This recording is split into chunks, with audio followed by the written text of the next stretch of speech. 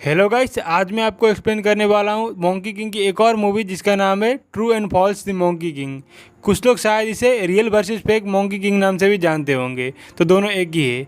तो इस वीडियो को स्टार्ट करने से पहले छोटा सा रिक्वेस्ट करना चाहूँगा कि प्लीज़ इस वीडियो को आप एंड तक देखिएगा और वीडियो पसंद आता है तो प्लीज़ एक लाइक भी कर दीजिएगा। तो चलिए true and false the monkey king की एक्सप्लेन वीडियो स्टार्ट करते हैं। मूवी की शुरुआत होती है और हमें दिखाया जाता है कि जब पृथ्वी और स्वर्ग अलग हुए थे तब मोरनी की रानी ने देवताओं के खिलाफ जंग छेड़ दिया था।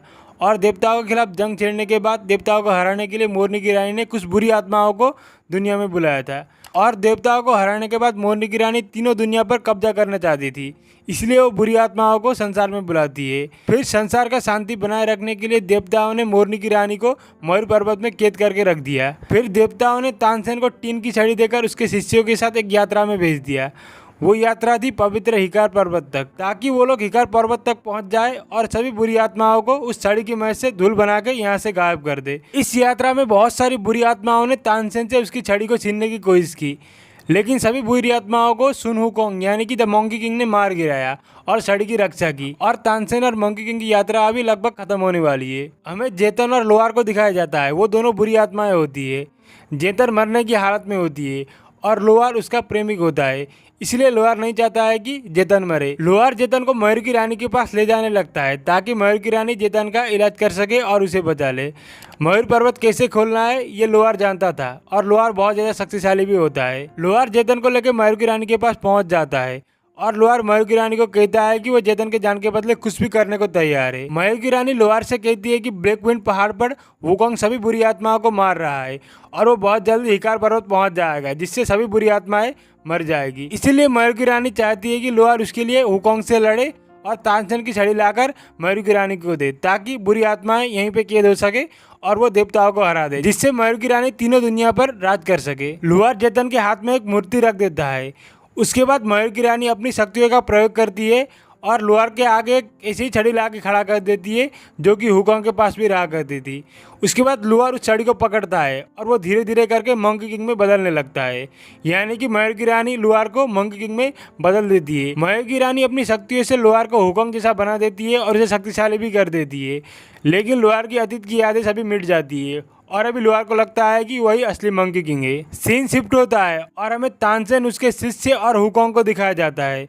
वो लोग अभी ब्लैक विंड पहाड़ पे होते हैं। फिलहाल उन लोगों को भूख लगी होती है, इसलिए वो चारों डिसाइड करते हैं कि वो लोग पास वाले एक गांव जिसका नाम होता है योगानजिया, वहाँ पे जाएंगे और भीख मांग के कुछ खाना खाएंगे। गांव में पहुंचने के बाद तानसेन उस गांव के लोगों से भीख मांगने लगते हैं। तभी वहाँ पे तानसेन की मुलाकात होती है उस गाँव के मुखिया से। उस गांव के मुखिया तानसेन को पहचान जाते हैं और उन चारों को खाना खिलाने के लिए अंदर ले जाते हैं। अंदर जाके वो लोग खाना खाने लगते हैं। तभी हुकोंग को लगता है कि यहाँ पे कोई बुरी आत्मा है। तभी गांव के मुखिया के कपड़े से कुल्हाड़ी गिरती है और हमें पता चल जाता है कि वहाँ पे सभी लोग बुरी आत्मा है। फिर वो लोग तानसेन और हुकोंग के ऊपर हमला कर देते हैं। हुकोंग अपना हथियार निकालता है और उन लोगों को मारने लगता है। तानसेन के शिष्य भी उन लोगों को मारने लगते हैं। गांव के मुखिया कुल्हाड़ी निकालते हैं और हुकोंग के सर के ऊपर वार करते हैं, लेकिन हुकोंग को कुछ भी नहीं होता है। उसके बाद हुकोंग गांव के मुखिया को लात मार के वहाँ से भागा देता है। तभी वहाँ पे जीतन आ जाती है और हमें पता चलता है कि मोर की रानी ने जीतन को बचा लिया है। जीतन के पास भी कुछ शक्तियाँ होती है, इसलिए जीतन तानसेन की छड़ी वहाँ से चुराने की कोशिश करती है। वो छड़ी लेकर लगभग भागी जाती है, लेकिन हुकोंग अपनी शक्तियों का इस्तेमाल करता है और जीतन को रोक लेता है और वो छड़ी जीतन से ले लेता है और जीतन को कहता है कि वो यहाँ से भाग जाए। फिर जीतन वहाँ से चली जाती है। तभी मौसम बिगड़ने लगता है। हुकोंग को लगता है कि यहाँ पे बहुत सारी बुरी आत्माएं आने वाली है, इसलिए हुकोंग तानसेन के दो शिष्य को तानसेन को यहाँ से लेकर जाने को बोलता है और वो दो शिष्य तानसेन को लेकर वहाँ से चले जाते हैं। तभी वहाँ पे हुकोंग जैसे दिखने वाला मोंकी किंग के रूप में लोहार आता है। हुकोंग उसे देखकर बहुत ज़्यादा चौंक जाता है। उसके बाद लोहार हुकोंग के ऊपर हमला कर देता है और वो दोनों बहुत ज़्यादा बुरी तरीके से फाइट करने लगते हैं। हम व्यूअर्स को पता नहीं लगता है कि कौन असली हुकोंग है और कौन नकली हुकोंग है। वो दोनों आसमान में जाकर फाइट करने लगते हैं और उनकी फाइट बहुत ज़्यादा तगड़ी होती है।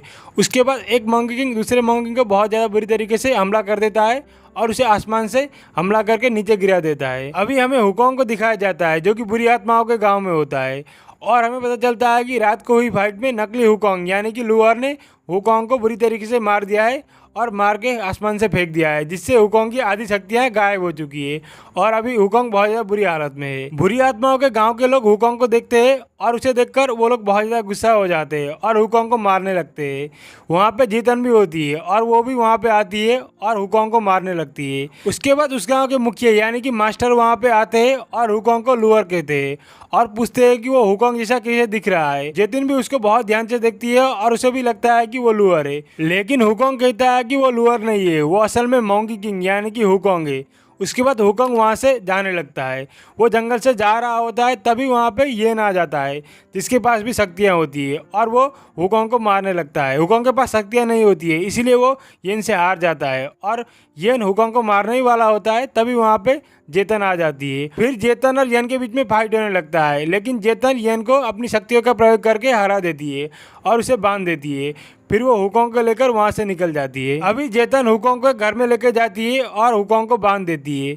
हुकोंग को वो लोअर समझती है, इसीलिए वो अपनी अतीत की बातें हुकोंग से शेयर करने लगती है, लेकिन हुकोंग कहता है कि वो लोअर नहीं है, वो असल में मोंकी किंग यानी कि हुकोंग है। लेकिन जेतन हुकोंग को लोअर समझती है और अपनी अतीत की बातें याद करने को बोलती है। जेतन कहती है कि लोअर ने उसे 100 फूल वाले शहर में ले जाने का वादा किया था, फिर भी हुकोंग अपनी बातों में अड़ा रहता है और वो कहता है कि वो लोअर नहीं है, वो हुकोंग है। अभी हुकोंग कहता है कि वो पवित्र अग्नि की आग में जाना चाहता है, जिससे हुकोंग की पूरी शक्तियाँ वापस आ जाएगी और वो नकली हुकोंग को मार सकेगा। उसके बाद जतिन हुकोंग से सौदा करती है और वो कहती है कि हुकोंग को वो पवित्र अग्नि के पास में ले जाने में मदद करेगी, लेकिन उसे लोअर को जतिन के हवाले करना पड़ेगा।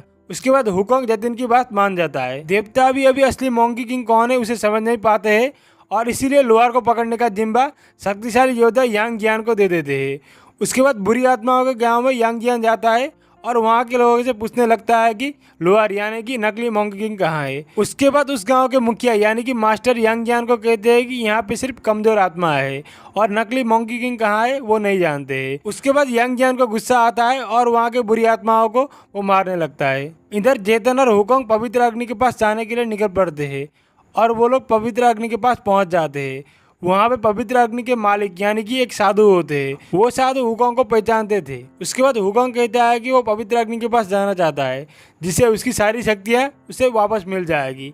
लेकिन वो साधु कहते हैं कि पवित्र अग्नि के पास जाना इतना आसान काम नहीं है। बहुत सारे देवता और बुरी आत्मा पवित्र अग्नि के पास जा चुके हैं, लेकिन पवित्र अग्नि की गर्मी वो बर्दाश्त नहीं कर पाते और वहीं पे मर जाते हैं। उसके बाद हुकोंग कहता है कि वो फिर भी पवित्र अग्नि के पास जाना चाहता है, इसीलिए साधु हुकोंग को पवित्र अग्नि के पास ले जाते हैं और अपनी प्रक्रिया शुरू कर देते हैं।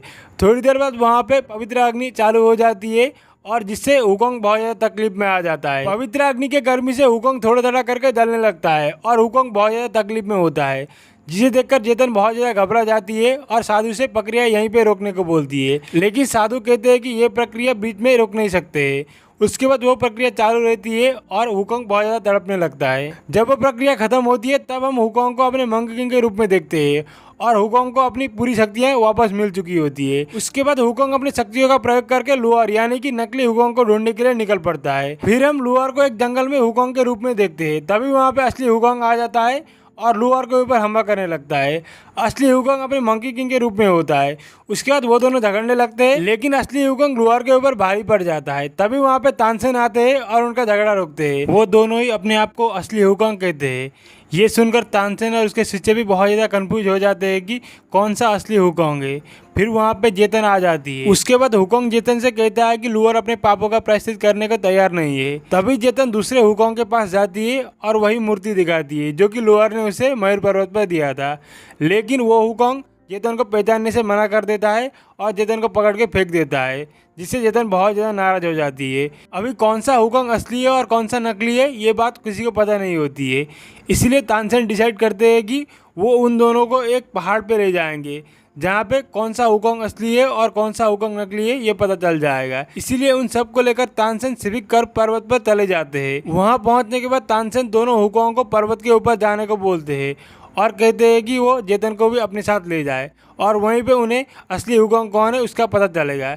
इसलिए वो तीनों पर्वत के ऊपर चले जाते हैं। पर्वत के ऊपर अकाल मुनि होते हैं जो कि अपने ध्यान में होते हैं। उन सबको देखकर अकाल मुनि अपने ध्यान से भंग हो जाते हैं और वो जाग जाते हैं। उसके बाद अकाल मुनि दोनों हुकोंग को कहते हैं कि वो दोनों जिस सच का पता लगाना चाहते हैं वो उन्हें पर्वत के नीचे मिलेगा, इसलिए अकाल मुनि दोनों हुकोंग को पर्वत के नीचे फेंक देते हैं। दोनों हुकोंग नीचे पहुंच जाते हैं। वो दोनों नीचे पहुंच के देखते हैं कि वहाँ पे एक बहुत खतरनाक जानवर है और वो जानवर हुकोंग के ऊपर हमला करने लगता है। दोनों हुकोंग उस जानवर के ऊपर हमला करने लगते हैं और उनके बीच में फाइट होने लगता है और दोनों हुकोंग मिलकर उस जानवर को हरा देते हैं और उस जानवर को लगभग मार देते हैं। जब वो जानवर मरता है तब वो एक छोटे आकार में फिर से जीवित हो जाता है और उस छोटे जानवर को लेकर हुकोंग फिर से पर्वत के ऊपर चले आते हैं अकाल मुनि के पास। अब ऊपर आने के बाद दोनों हुकोंग कहते हैं कि कौन सा हुकोंग असली है और कौन सा नकली है ये सबके आगे अकाल मुनि बता दे। लेकिन अकाल मुनि बताते हैं कि यही जानवर वही देवता है जो कि सच का पता लगाता है, इसलिए यही जानवर बताएगा कि कौन सा हुकोंग असली है और कौन सा हुकोंग नकली है। फिर अकाल मुनि दोनों हुकोंग को तानसेन के पास जाने को बोलते हैं और कहते हैं कि सच का पता ये जानवर जेतन के कान में कहेगा। उसके बाद दोनों हुकोंग वहां से चले जाते हैं। उसके बाद वो जानवर जेतन के कान में कौन सा हुकोंग असली है और कौन सा लूअर यानी कि नकली हुकोंग है वो बता देता है। उसके बाद हमें मोरनी की रानी को दिखाया जाता है। वहाँ पे मास्टर भी होता है।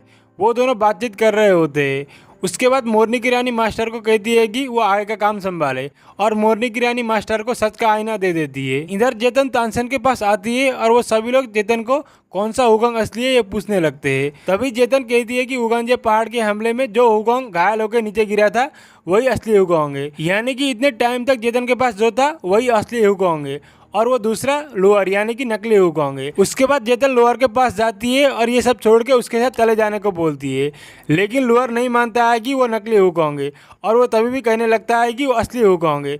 उसके बाद वो जेतन के ऊपर हमला कर देता है और उसे मारने ही वाला होता है। तभी वहाँ पे यांग जियान आ जाता है और नकली हुकोंग यानी कि लोअर को बंदी बना देता है। उसके बाद यांग जियान नकली हुकोंग यानी कि लोअर को कहता है कि उसने स्वर्ग के नियम को तोड़ा है, इसलिए अभी उसको सजा होगी। तभी यांग जियान लोअर को पकड़ता है और स्वर्ग में लेकर चला जाता है। जेतन बहुत ज़्यादा उदास होती है क्योंकि लोअर ने उसे नहीं पहचाना। उसके बाद जेतन के पास हुकोंग आता है और उसे दिलासा देने लगता है।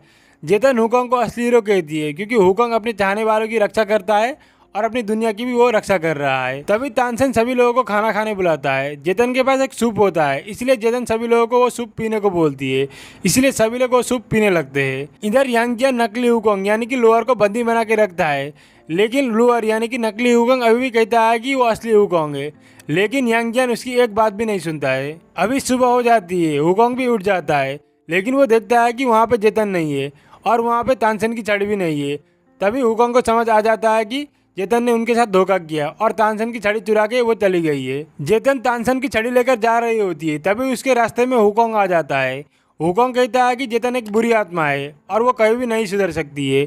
उसके बाद जेतन हुकोंग के ऊपर हमला कर देती है। हुकोंग कहता है कि वो जेतन को नहीं मारना चाहता, इसलिए वो चुपचाप से उसकी छड़ी उसको वापस दे दे, लेकिन जेतन हुकोंग की बात नहीं सुनती है। उन दोनों के बीच में फाइट होने लगता है और ना चाहते हुए भी हुकोंग जेतन के ऊपर बुरी तरीके से हमला कर देता है, जिससे जेतन बुरी तरीके से घायल हो जाती है। फिर हुकोंग जेतन के पास जाता है। जेतन बुरी तरीके से घायल हो जाती है और वो लगभग मरने ही वाली होती है। उसके बाद जेतन हुकोंग को वही मूर्ति देती है जो कि लोअर ने उसे दी थी और उसके बाद जेतन वहीं पे अपना दम तोड़ देती है और जेतन को मरा हुआ देखकर हुकोंग भी बहुत बुरा फील करने लगता है। उधर तानसेन और उसके शिष्य के ऊपर मास्टर हमला कर देता है। तभी वहाँ पे हुकोंग आ जाता है और मास्टर को रोकता है।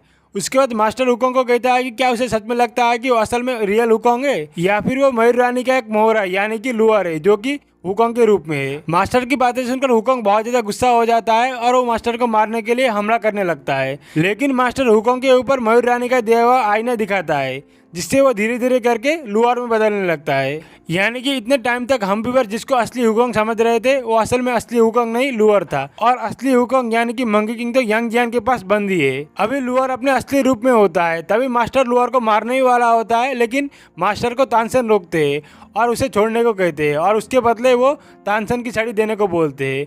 इसलिए तानसेन की छड़ी वो मास्टर को दे देते हैं और लूअर को वो छोड़ने को बोलते हैं। मास्टर तानसेन की छड़ी लेकर ईगल पर्वत की तरफ निकल जाता है और वो छड़ी की मदद से सारी बुरी आत्माओं को अपने अंदर खींच देता है और वो अपने एक नए रूप में होता है, जिससे वो बहुत ज़्यादा शक्तिशाली होता है। इधर लूअर मयूर की रानी के पास आता है और वो पूछता है कि क्या वो इस जगह पर पहले भी आ चुका है। उसके बाद मयूर की रानी कहती है कि वो तीनों दुनिया पर शासन करना चाहती थी, जो कि बिल्कुल भी संभव नहीं था, इसलिए मयूर की रानी को अपनी गलतियों का एहसास अभी हो चुका है। उसके बाद मयूर की रानी लूअर से पूछती है कि क्या वो अपना बलिदान दे सकता है। इधर मास्टर तानसेन की छड़ी से बहुत ज़्यादा शक्तिशाली हो चुका था।